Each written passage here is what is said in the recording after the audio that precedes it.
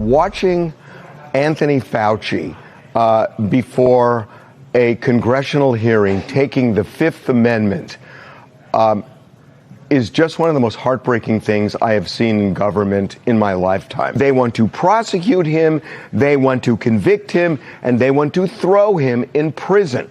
That's the point of this hearing. There is no other point of this hearing. We are in a Senator Joseph McCarthy climate where there is such fear that people have, and legitimate fear that they'll end up in prison for what they say. We are in a dark period of America. Sometimes it takes someone from outside of the immediate bubble to speak truth that pops that bubble.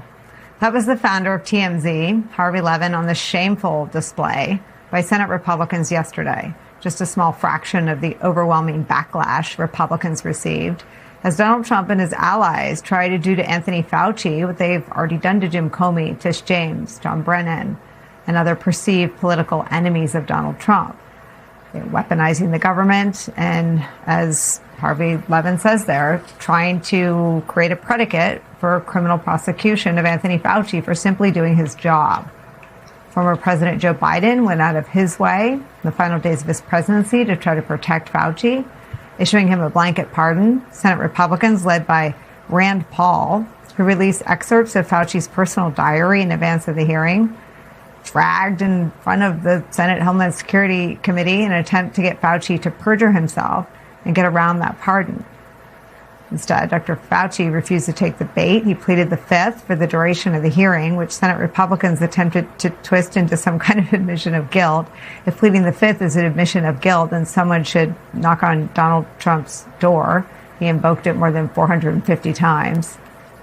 Rand Paul ejected Dr. Fauci's lawyer for attempting to answer a question and ended the hearing vowing to vote to hold Fauci in contempt of Congress. Joining our coverage is former Deputy National Security Advisor to President Obama, now co-host of Pod Save the World, our contributor Ben Rhodes. Also joining us, former Senior Advisor to President Biden and Vice President Harris, former Mayor of New Orleans, Mitch Landrieu's here. He's now the co-chair of American Bridge 21st Century. Mitch, I'll start with you.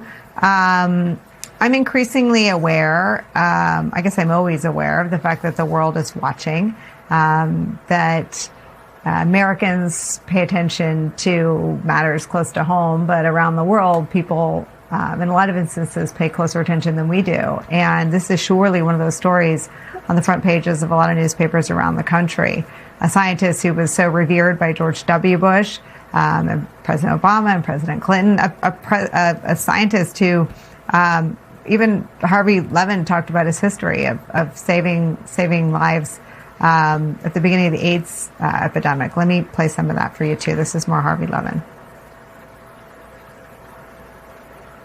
Anthony Fauci, over a period of decades, has been an amazing public servant.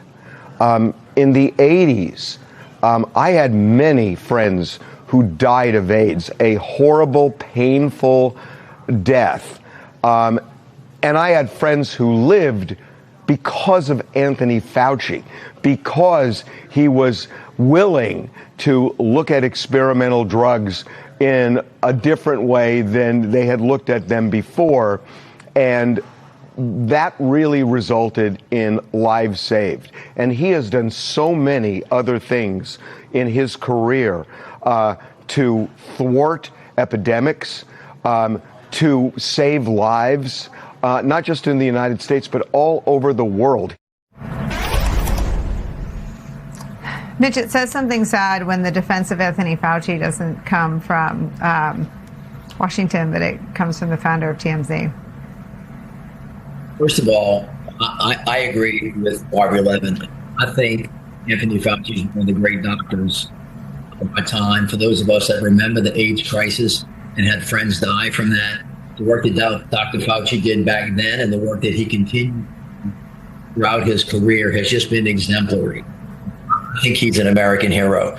Just to remind people, over 1 million people died in the United States from COVID. And as I recall, I think Donald Trump was president at the time. I would also just like to point out that Senator Rand Paul is an eye doctor. He's not an infectious disease specialist, and Anthony Fauci is.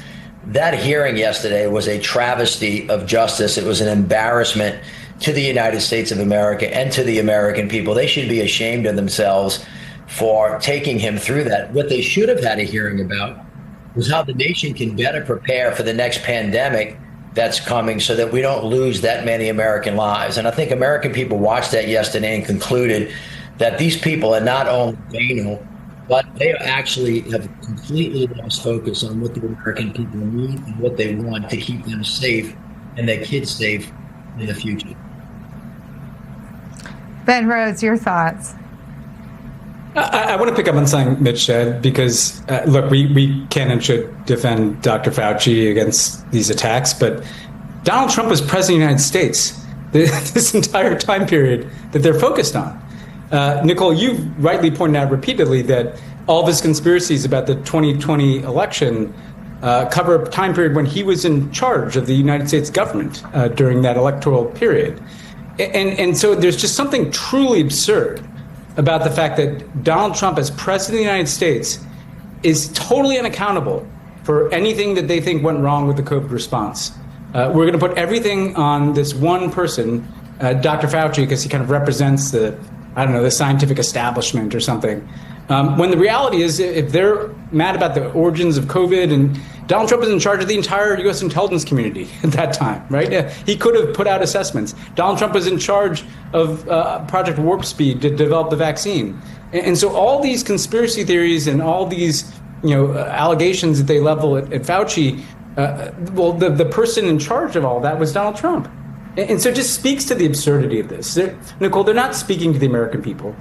They're speaking to like the third of the American population that is kind of locked in a right-wing media ecosystem bubble where the whole point is to not focus on the things that people care about in their lives, like the cost of living, like the war in Iran that has no end in sight, like an economy that is increasingly for a very small number of rich people at the top. They just have to focus on whoever the villain of the week is to fill up the airtime and generate a lot of content. I mean, these are not people going to legislate or conduct oversight. They're people going to have viral clips in some deep recess of the right-wing media ecosystem with the total intellectual and logical incoherence of the fact that they're yelling about a government response that was led by not Anthony Fauci, but Donald Trump, their cult leader, And it's totally ridiculous. But the reason we have to take it seriously is that there are real consequences. They're trying to destroy people's lives. And they're trying to criminalize people they don't like just for the views that they've taken. And that's why I think we do have to take it seriously.